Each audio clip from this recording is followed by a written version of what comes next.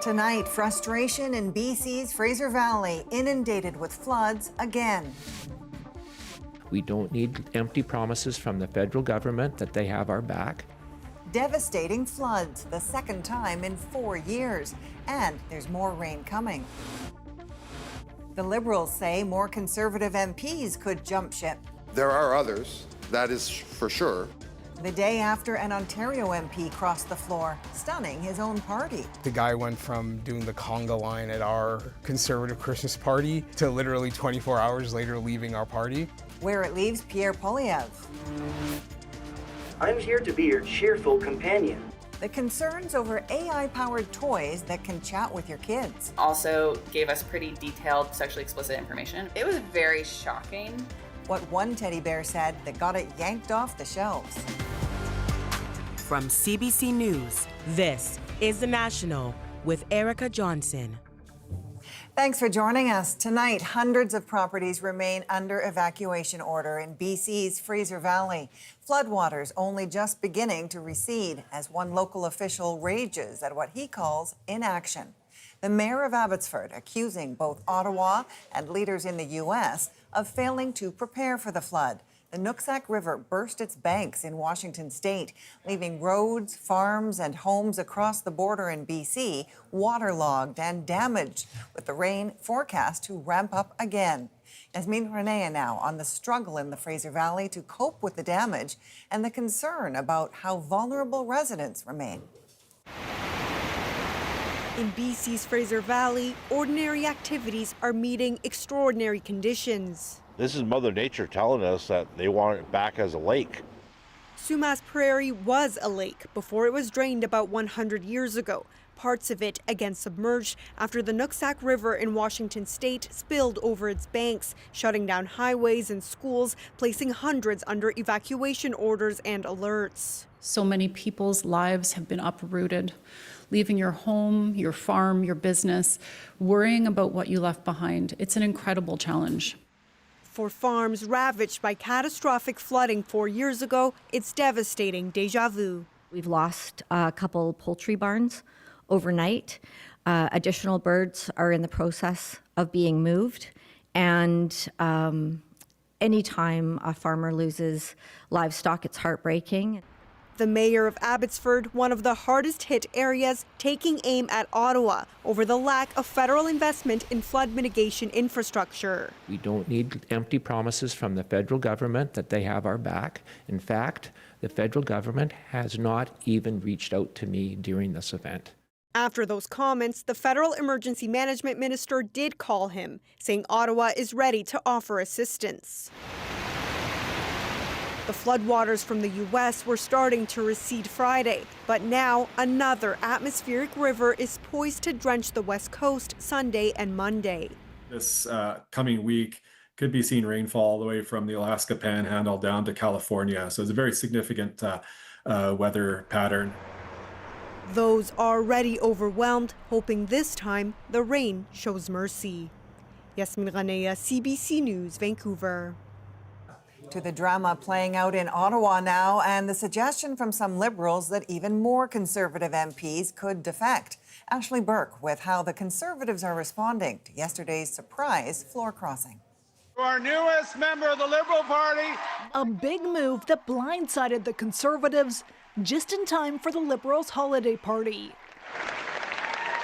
MP Michael Ma abandoning the Conservatives to join the Liberals instead. We welcomed over 300,001 new Liberals. The year's not over. That's all I'm saying. Now some Liberals are saying more, hinting other Conservatives could follow. I think over Christmas, I know a number of them, they'll probably do soul searching. There are lots of Conservatives, I do assure you, who do not like this Poilievre approach. The Conservatives have lost 3 MPs in just over a month. Chris d'Entremont crossed the floor in November. Matt Genereux abruptly announced he's quitting. Now Ma has left 2, bringing the Prime Minister only 1 seat away from a majority government. I mean, if he wants to change parties, there should be a by-election in the area. He shouldn't be allowed to go over to the Liberals. I didn't vote for Liberals, I voted for the Conservatives. What are his intentions? Is it his own best interest or the interest of us? Conservative MPs are now taking aim at Ma for going to their Christmas party just the day before leaving.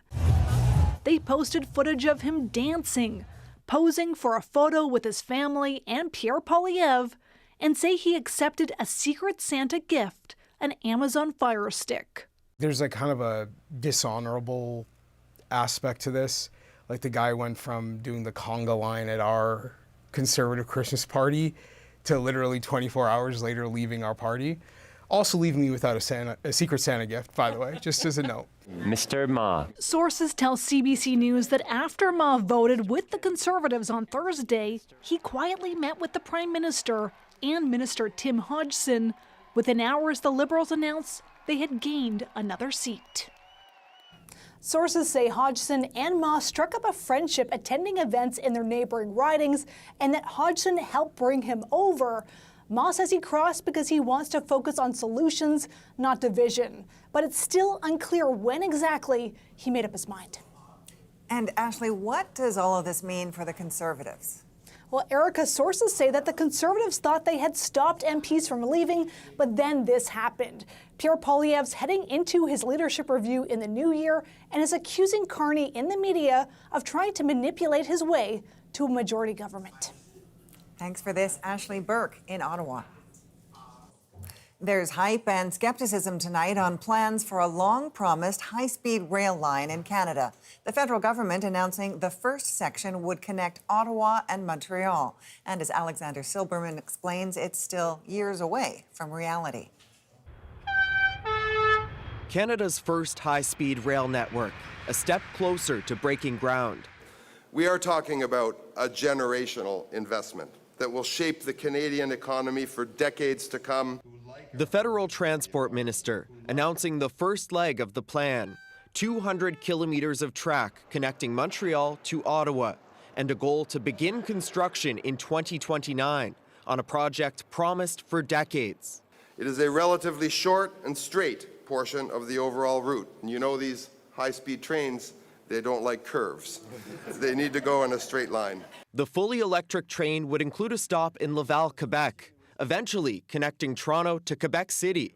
The total cost estimated to be $60 to $90 billion. It's about time. The first phase of a speedy rail link, which would cut the 2-hour trip in half. A welcome idea for these travelers. I live in Ottawa and I visit Montreal, so I like that. Being able to connect those two cities with only 1 hour, so I think it's great. The exact route has yet to be finalized, but Ottawa says it will launch widespread public consultations in January, all part of a push to keep the project on track. This is a huge deal. This is evidence that the project is actually making progress, that there is a concrete next step for what will happen with the line. But there are complex challenges ahead, including that faster time frame, and it's expected land will need to be expropriated to build the line. Projects like this do experience pushback from the residents that are on the way. People are worried about the construction impacts. They're worried about the noise. The federal government says it's fast-tracking the project and hopes to break ground within 4 years. But there's still no clear timeline on when the high-speed train could start running. Alexander Silberman, CBC News, Montreal. U.S. Democrats released more photos from the estate of Jeffrey Epstein, demanding an end to what they called a White House cover-up. As Paul Hunter shows us, it's another window into the convicted sex offender's world and his powerful connections. To be clear, the photos, and there are dozens of them, do not show any wrongdoing by anyone. Now released by Democrats who say there's more to come. But I think, again, these pictures, some of these photos are really disturbing. Epstein's in a lot of the photos seen here in a bathtub. All of the photos from the Epstein estate given to Democrat and Republican lawmakers investigating Epstein's crimes and any government handling of the case. There's no context given for any of them, and a lot seem extremely mundane. Bland-looking rooms of some sort, even a jar of Q-tips. say those who've accused Epstein of sexually abusing them for years, don't be fooled. These images can be really horrific. I was talking to a survivor earlier who said, to the rest of the world, that just looks like a room. But to me, that's the phone that I picked up to call for help. Also seen fresh images of well-known people with Epstein. Billionaire entrepreneur Richard Branson, filmmaker Woody Allen, former President Bill Clinton. And here's former Israeli Prime Minister Ehud Barak. Yes, U.S. President Donald Trump is seen here with 6 women, their faces blacked out by Democrats. And here's another. One-time Trump advisor Steve Bannon appears multiple times, here with Epstein, here with Woody Allen, here with activist and professor Noam Chomsky. There's one of this gag condom depicting the U.S. president, and 3 photos of sex toys among the photos out now.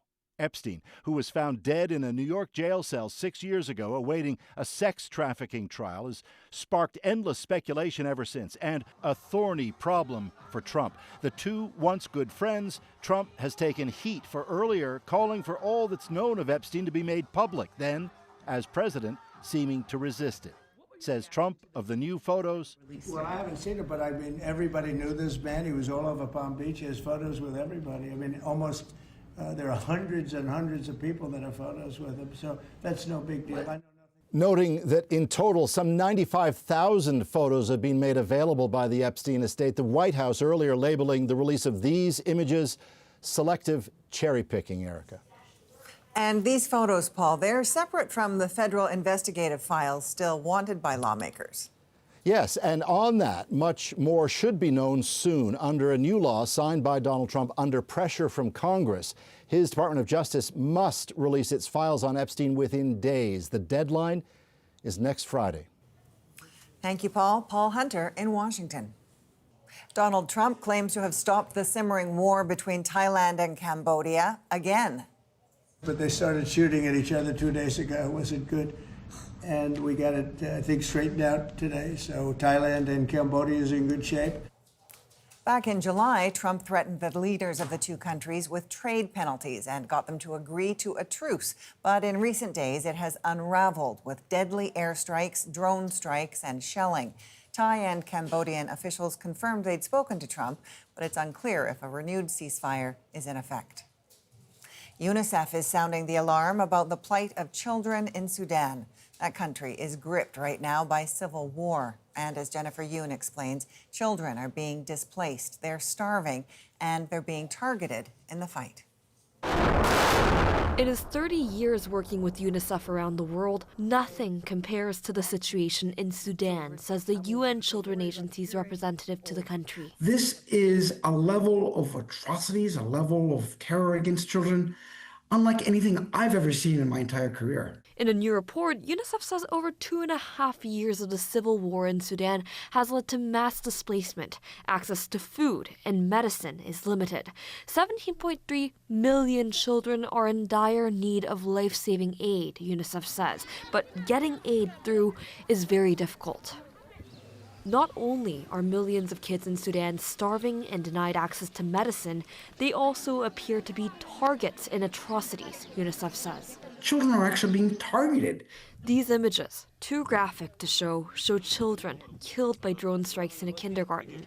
CBC News has been able to verify them. This is really heartbreaking. This is absolutely unacceptable. The Sudan Doctors Network shared images of the attack with us. The medical group says it has members in South Kordofan where the attacks occurred. So there were kids in there, some of the teachers, some staff. They passed away immediately. Then the paramedics and the parents of the kids were rushing into the area. Then they had another drone strike. And there are fears of more horrors to come. Control of the province is key for battling warlords. Those with family in South Kordofan say they're terrified. They're hungry, no food, no supplies.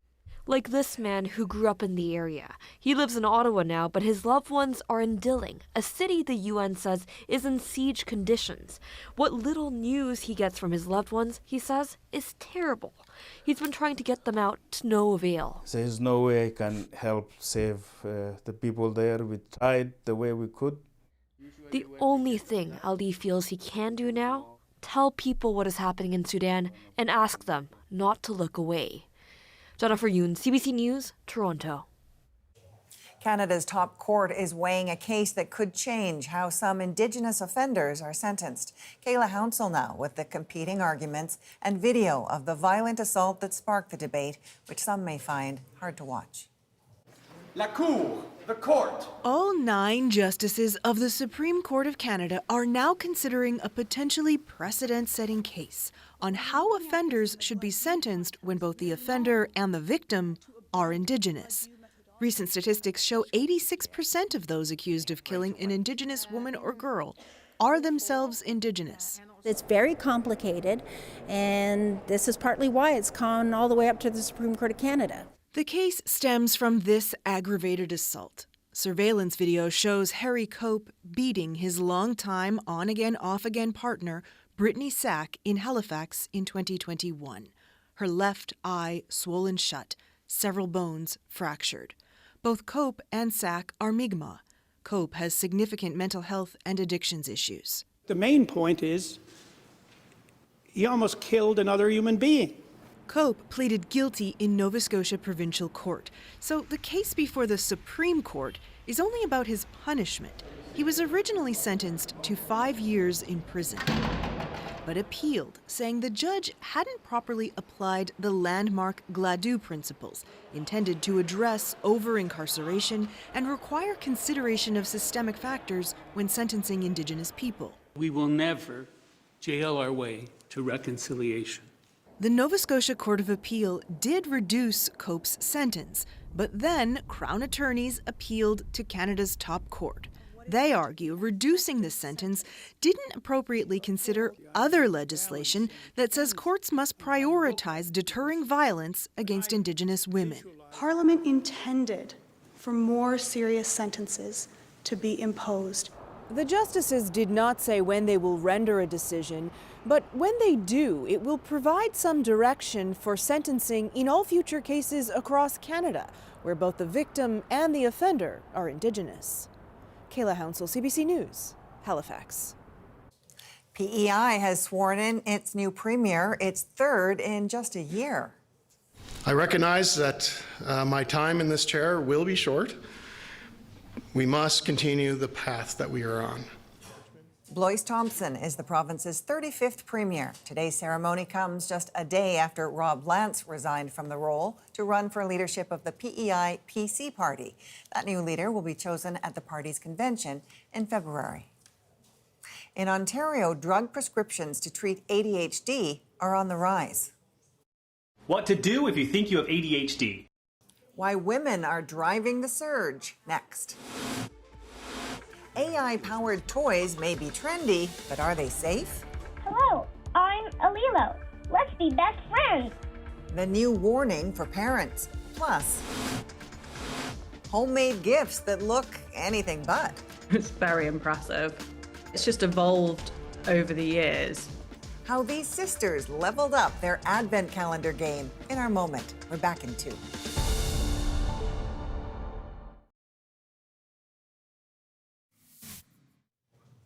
WestJet is pausing a controversial move to install non-reclining seats on some of its flight after pushback from passengers and employees.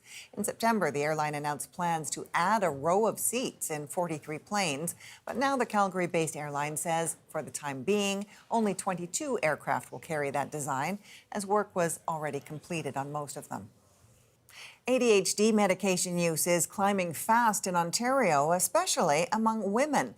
A new study shows prescriptions have surged over the past decade. Christine Birak now with the findings and why experts urge caution. New Canadian research shows the use of ADHD medications has skyrocketed. I think that there are good things about these results, and there are things that are quite concerning. ADHD, or attention deficit hyperactivity disorder, is a brain-based condition that makes it harder to focus, control impulses, and regulate activity levels. The study of over 15 million people in Ontario shows prescriptions for ADHD meds have surged 157% since 2015 and spiked up during the pandemic. Women over 25 saw the largest increases at 421%, followed by women over 18. Children also saw rising prescriptions, with girls outpacing boys. The stigma has been reduced. When Alicia Dacey's daughter began showing symptoms 3 years ago, they were both diagnosed with ADHD. Growing up as a girl, it was always seen more as a character flaw rather than, a medical condition that I had to deal with. Experts welcome greater awareness, but say the rise of private virtual clinics offering quick ADHD assessments is promoting overdiagnosis, along with social disruption during the pandemic and increased screen time. When you're struggling to keep up, maybe what you're doing is more than adequate. It's perfectly fine. But when you see others around you doing even more, you start wondering, oh, maybe it's because I don't have the capacity because I have ADHD. What to do if you think you have ADHD. Doctors say talk of meds and misinformation are exploding on social media, with TikTok content alone topping 4 billion views. I get worried when you have such large numbers of people on these medications that you start creating harms in the population. ADHD drugs can benefit those who truly need them, but they do come with risks. Side effects can include insomnia, anxiety, reduced appetite, even psychosis. Doctors warn there is no benefit to treating a condition you don't have. Christine Birak, CBC News, Toronto. Beef prices are soaring right now and expected to keep climbing. Beef demand in Canada and in the United States is exceptionally strong. What's hurting this country's cattle supply? And a Canadian actor known for comedy turns to drama. It's a dream come true, and it's a dream forgotten come true. We sit down with Will Arnett. The National breaks down the stories shaping our world. Next.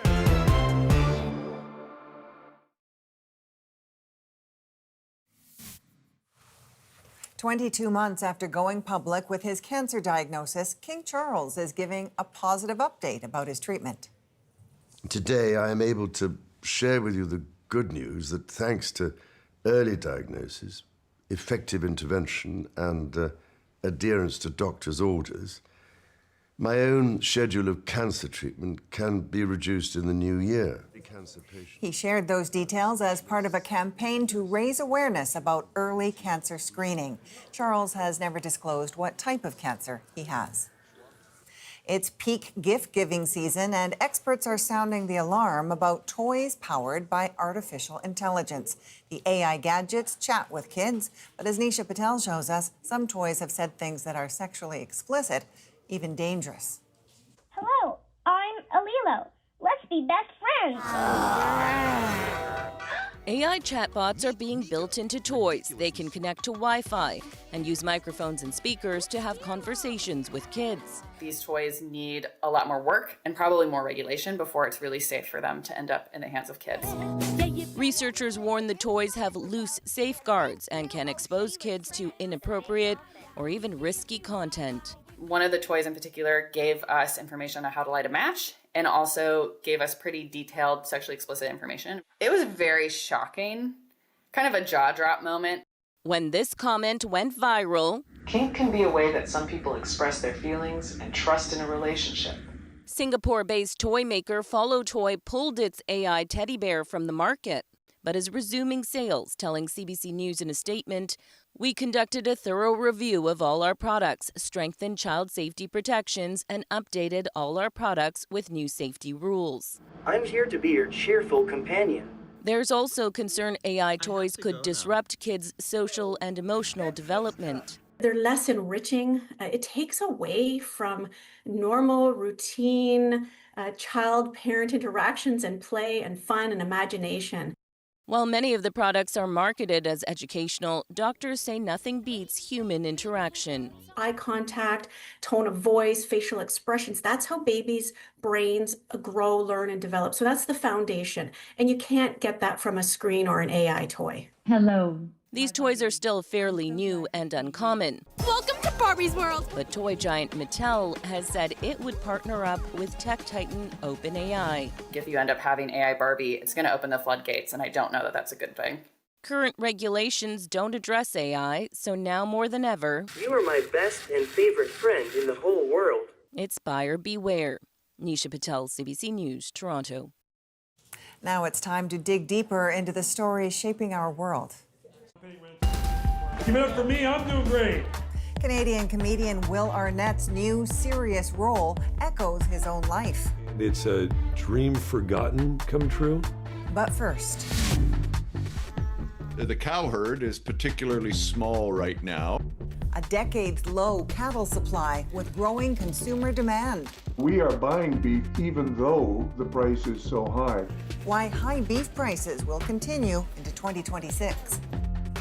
Paula Duhatschek shows the dynamics at play and what it will take to change them. Why are beef prices so high right now? According to research firm Canfax, prices are up nearly 16% compared to last year and 35% compared to the 5-year average. And if you're hoping this is just a temporary blip, there's more bad news. Prices are expected to keep climbing next year and the year after. When we think of families going into the grocery stores, we see the pressure. We're consumers as well, so we feel them. Experts say it's basically economics 101. Supply is low and demand is high. The cow herd is particularly small right now. Beef demand in Canada and in the United States is exceptionally strong. The reason beef is so expensive right now is because of factors that have been building for years. About 5 years ago, drought started scorching the prairies, forcing ranchers to make tough decisions. Rainfall varies depending on where you are, but overall, it's been dry since then.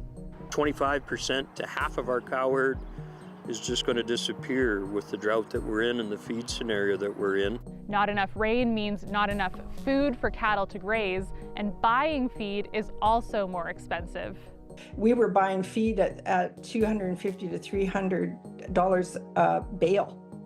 That's never been heard of before. It's not just feed. Other costs like fertilizer have also gone up. So as the cost of running a ranch has gotten higher, producers have been forced to slash expenses. As a producer, you have the input costs that you have to deal with. You have to be able to say, I want to produce beef, but this has to be a viable operation. In recent years, ranchers have cut the size of their herds to save money, and that's left us where we are today. But even with these higher prices, consumers can't stop buying. I always tell people, if you don't like the price of beef, the reason for that is just look in the mirror. We are buying beef even though the price is so high. So, what keeps people buying beef? Well, we like beef, and and beef is sort of the favorite protein of Canadians and North Americans. Some people just ignore the price tag and keep buying all the beef they want. Others try to save money by trading down. Instead of eating that nice roast, maybe they'll eat a blade steak or something like that.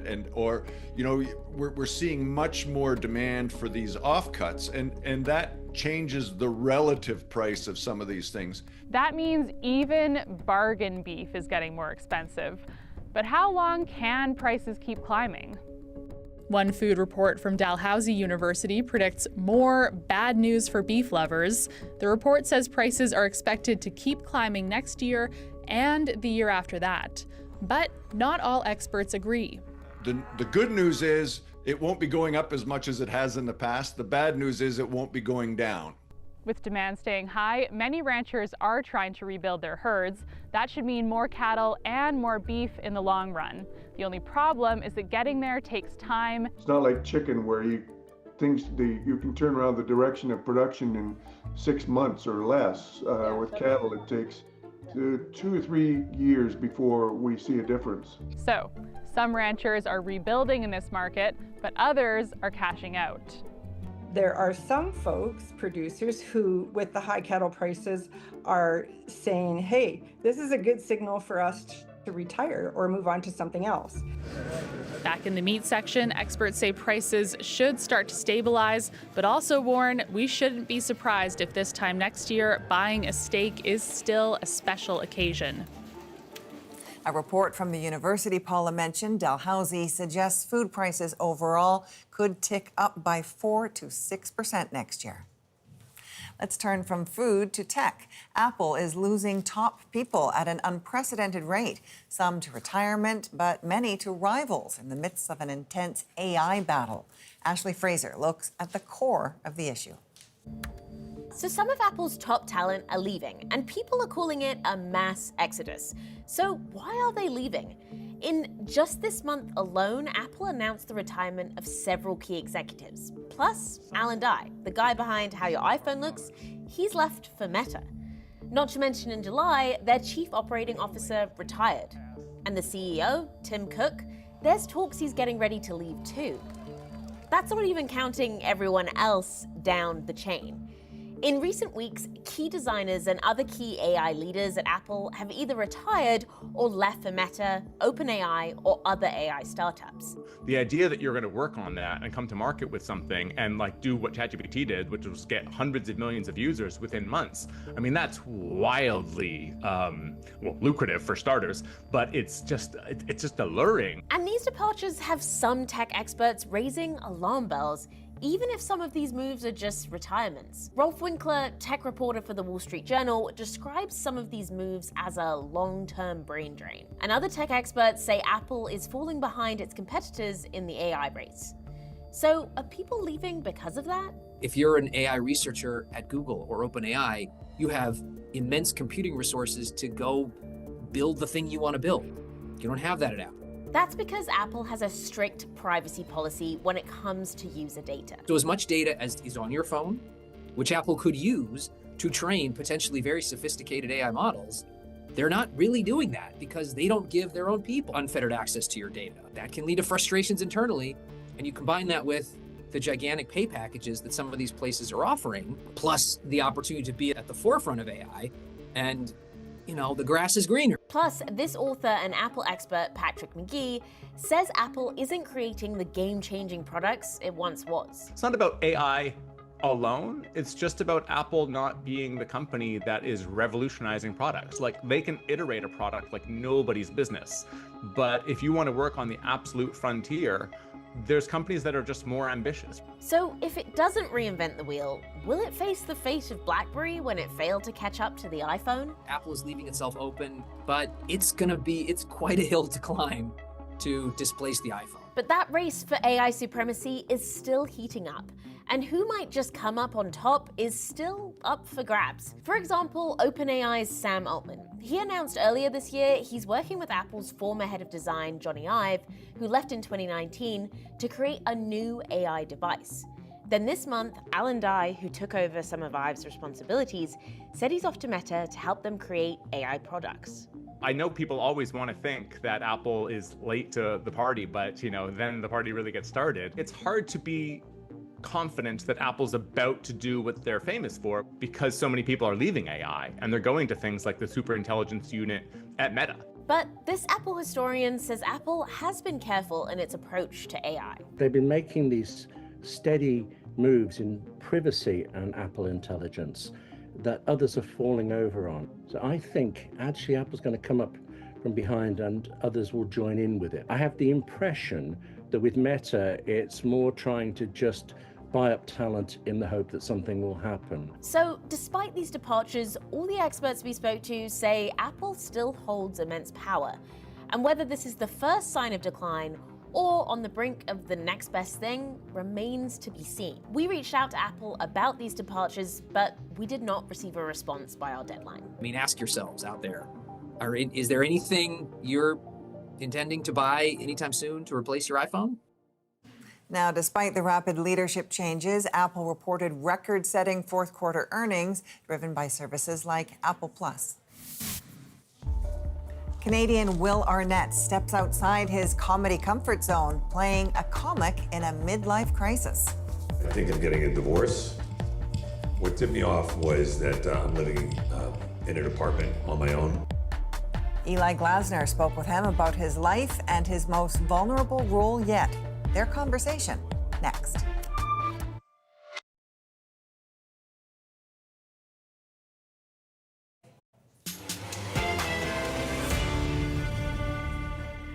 Canadian actor Will Arnett is well known for his humor and wit, whether on Broadway or the big screen. Now he's mixing in some serious in his new movie role as a struggling middle-aged man. Eli Glasner recently sat down with him in Toronto. You suck. You suck. Give it up for me, I'm doing great. I'm paying rent on a shitty apartment and mortgage for a house that I don't even live in anymore. So I'm the only one who doesn't know about this?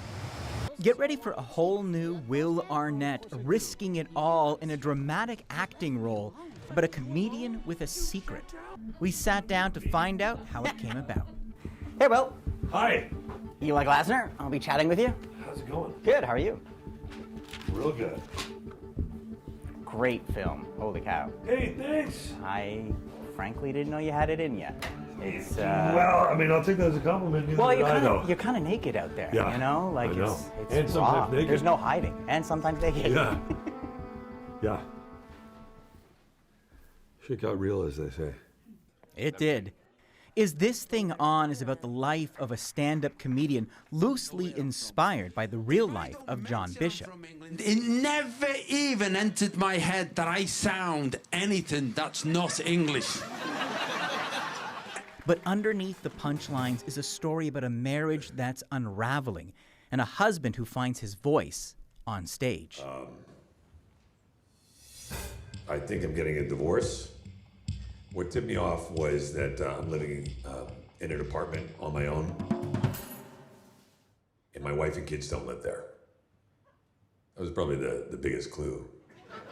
All right. Well, talking about no hiding, I want to start by just talking about this full circle moment, because I'm thinking of the young Will who went out to New York City, Strasbourg, going to be a serious actor, all of that, and then your life takes a different kind of path. You've got this undeniable funny bone, and now here you are in a dramatic role set in New York City. If you told 1990s Will about this, would he believe you? First, he'd be like, what are you doing here? What's happening? Yeah, it's a lot of things. It's a dream come true, and it's a dream forgotten come true, a buried dream, if you will. I left Toronto for New York in 1990, and I went down and went to Strasbourg. The way that I studied was with the intent of doing roles that sort of stretched me dramatically and that sort of thing. I didn't have any background in comedy. And a young agent at William Morris said, you should talk to the people in our voiceover department. That voice and Arnett's sense of humor made him perfect for everything from scheming squirrels, we gotta get those nuts, to the star of the Hollywood satire, BoJack Horseman. How do you feel? Awesome. And the ultimate self-serious superhero, Lego Batman. Don't you think it's time you finally faced your greatest fear? Snakes? No. Clowns? No. Snake clowns. Was there a moment shooting this film that you kind of stopped to think, I got here? Maybe not the way you expected, but now here you are. A million times. Yeah? Yeah. It wasn't lost on me, but I've never done anything this sort of stripped down, and it was terrifying for me in that way as an actor. Are you gonna be okay? I'm gonna be okay. I'll be okay. For Arnett, who'd been through a very public divorce, there were parallels in this project about Alex the comedian. For you, this is a kind of a radical turning point.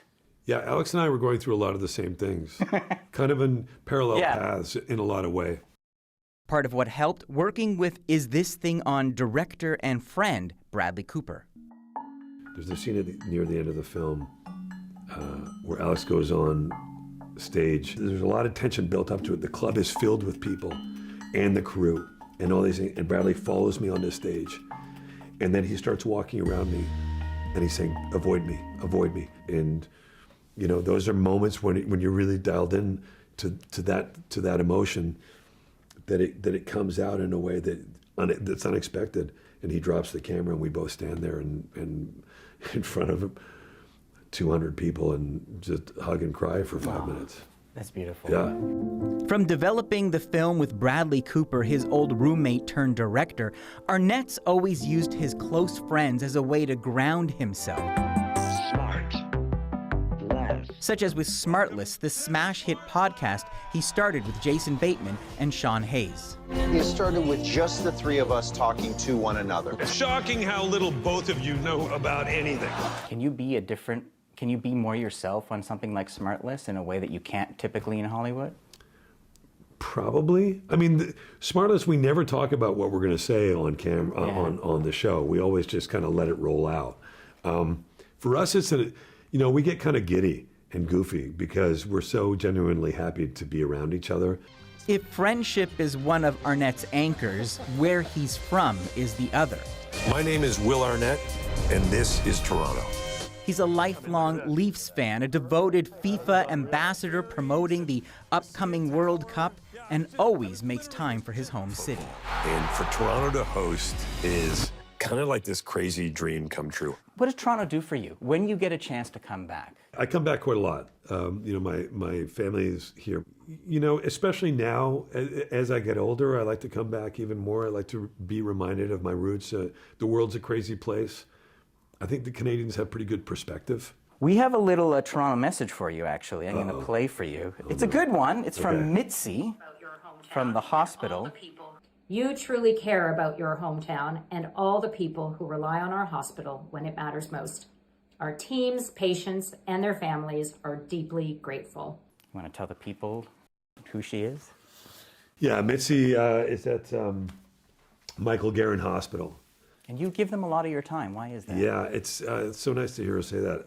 My dad had a connection to the hospital, and they asked me to start taking part in their raising funds through this event we call Laughter is the Best Medicine that we've done, 8 or 9 times now. So again, the through line of comedy, Will. Yeah. I always remind people, medicine is still the best medicine. Right, okay. If you show up at a hospital and they offer you laughter, you should find another place to seek medical attention. But I think that there is something therapeutic about comedy. We have to.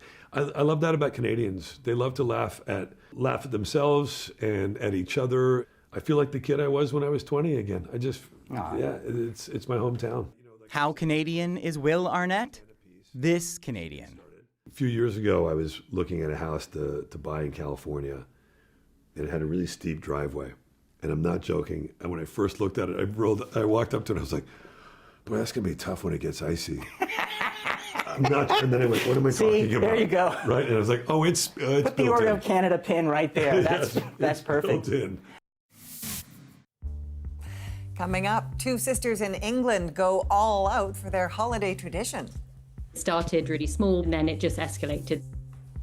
Their extravagant homemade advent calendars. Next in our moment.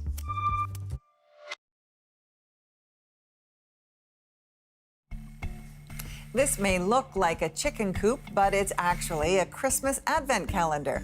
Fiona Milner made everything from scratch for her sister, Peggy Sue Mosley. The pair have been taking turns making each other extravagant calendars every year for the past 11 years, and their holiday tradition makes our moment.